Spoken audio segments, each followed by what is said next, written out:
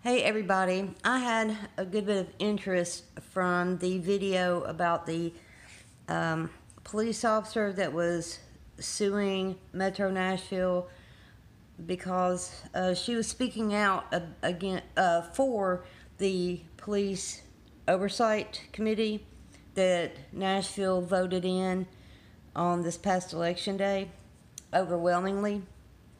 We really need the oversight board, and so I wanted to tell you a few things about it.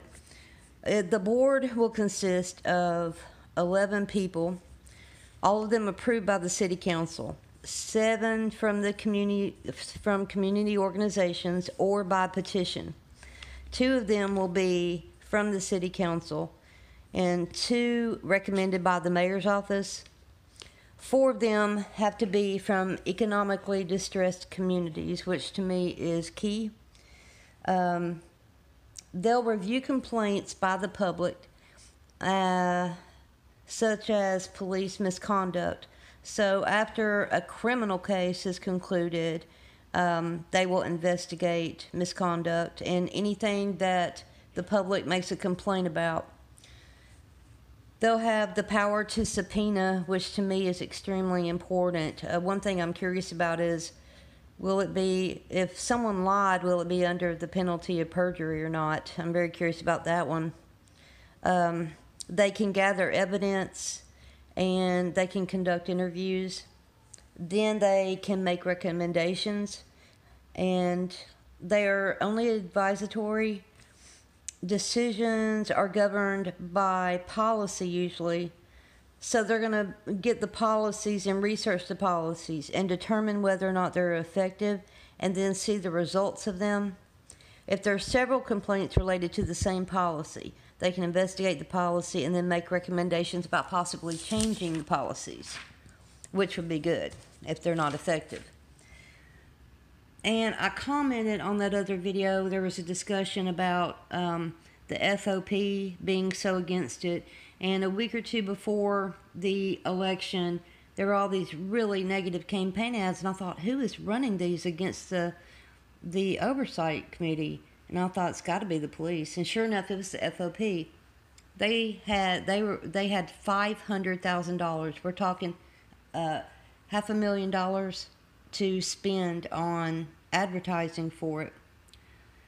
It's obvious to us why they don't want it. They don't want to be held accountable. But anyway, in the article in the Tennessean, it addresses why is the police union against the referendum.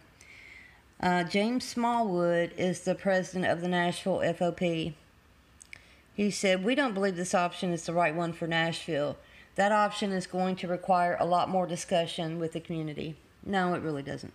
Smallwood indicated he felt the referendum removes a lot of due process available to officers.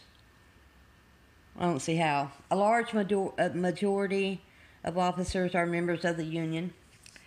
Yeah, it's like paying your gang dues. There are avenues for citizens to file complaints, including directly to officer supervisor. Police officers in the city are well trained, they are professionals, and they deserve to be treated like professionals. However, this audience may choose to interpret, however they may to interpret it is on them. So, I don't know.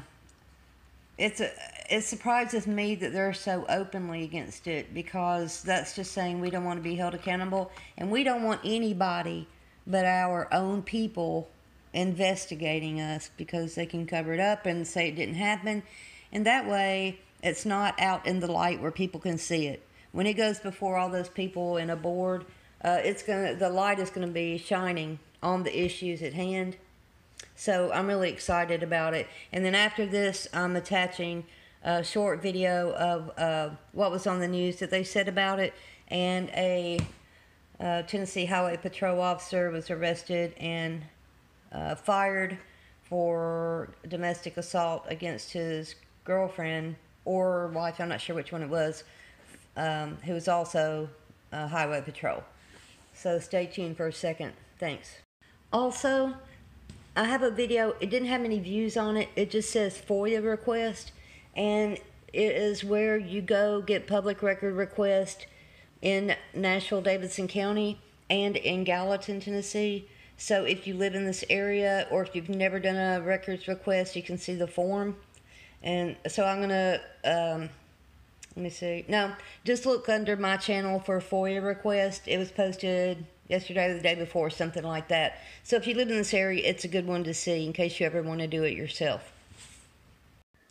Hey everybody, there's a lot of my viewers that live in Nashville or surrounding area in Tennessee. So this is a little update about the Community Oversight Committee over the police that Metro Davidson County Nashville voters voted in, and it's supposed to start, I think, by February. Here's a little update, and right after that, a Tennessee highway patrolman was fired. He was arrested for assault, domestic violence.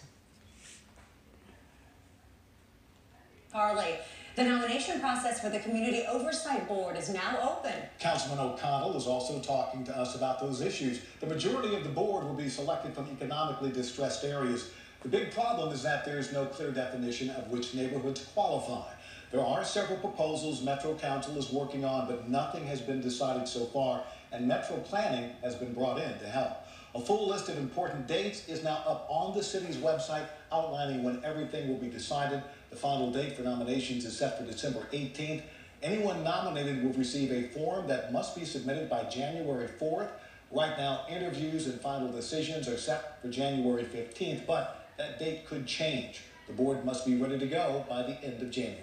New details tonight. A THP trooper arrested for domestic assault is no longer a state trooper. Lance Suggs was fired from the force yesterday, just a couple of days after being placed on paid leave. Police say he showed up drunk to his ex-girlfriend's house and got into a verbal argument. We now know that ex-girlfriend is also a state trooper. After a short while, the victim says he put a gun in her face, then tried to smother her with a pillow before leaving. Suggs claims he never pulled the gun.